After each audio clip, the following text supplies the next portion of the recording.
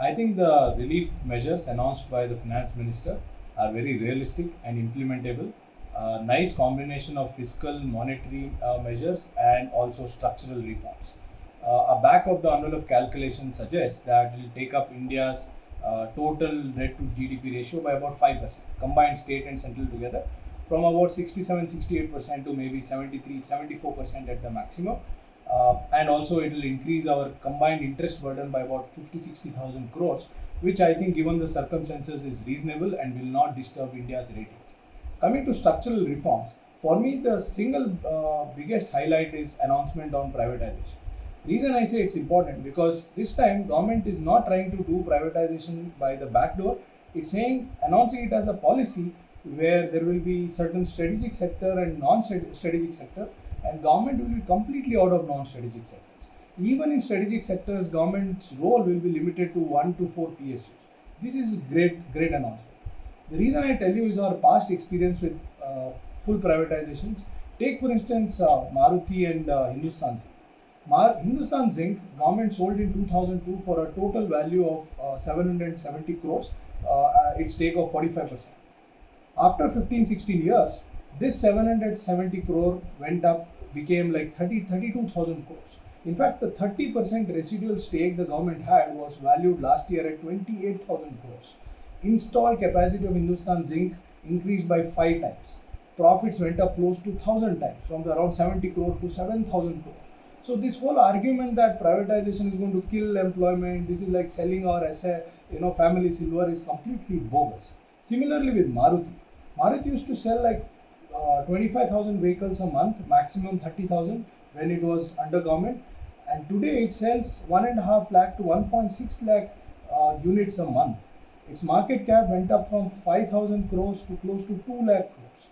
And again, government's residual stake, whatever is left, is now valued much more.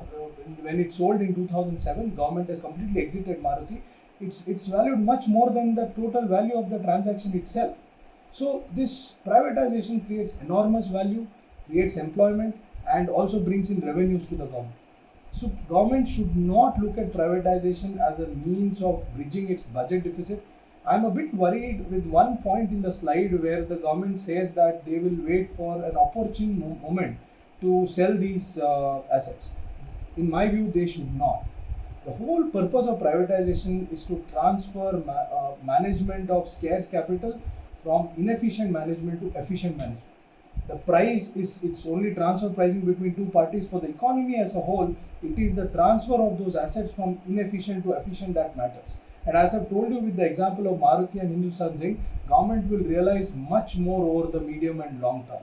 If they wait for long, this capital will become even more inefficient, and you will be in a situation like Air India where even if the government wants, there will be no buyers. So they should do it soon. They should not wait for that additional 20-30,000 crores for selling and delay this process. Following a transparent process, they should get it done. But I am a bit worried with that one point in the slide. Next, the whole announcement about increasing borrowing limits of states under FRBM from 3% to 5%. Borrowing itself is not such a great idea under normal circumstances, but I understand given the situation we are in, that's required. But what I like the most is tying these additional borrowings to structural reforms. So states have to deliver on ease of doing business. They have to deliver on one nation, one ration scheme. They have to deliver on urban body reforms, and they have to deliver on a number of things. Then only they will get this additional funding, and more importantly, power sector reforms. In fact, in my last conversation, I was sort of quibbling about the fact that giving just 90,000 crore is not going to help. It should be accompanied by operational reforms, and here is a move that addresses that concern. I hope that ease of doing business will include conditions on land and labor, so that the reforms become substantial. Similarly, movement on coal mining of minerals, allowing private sector to mine coal and other minerals is also going to create a lot of employment. I understand environmental concerns, we have to balance both of them, but given the situation where we are in, we are not a developed country, we have to worry about employment first.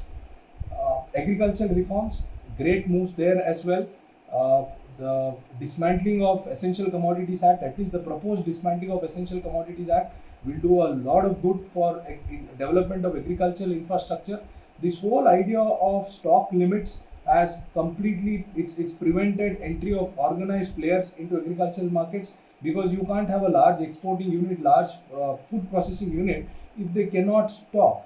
And the Essential Commodities Act, which is supposed to help farmers and help consumers, is actually hurting everybody. So the doing away with that, this act is a good move. Although I'm a bit worried about this exceptional clause that the finance minister spoke about. If required, government will intervene. I understand governments may have to intervene in situations like we are in now, but these have to be clearly defined. Otherwise, governments will intervene with their whims and whenever they want, and that will take us back to the situation where we are in. APMC reforms are great. A lot of skeptics may say that many states have already done it, but if you look at all the state laws carefully, half of them have not even notified rules. Some of them have first announced and then withdrawn. Some of them are contradictory to the central model law. So there's a lot of confusion. That's why ENAM has not taken off. So this law, which is not a model law like the earlier law, which is an actual law with full force, I hope will allow interstate trade of agricultural commodities, and more importantly, help the farmers to realize the best price possible. So I think that's also a good move. Increased allocation under NREGA is definitely required, but I sincerely hope this does not become a staple diet. People have to do more productive jobs. Digging holes and filling them up is good during emergencies, but that should not become a practice throughout.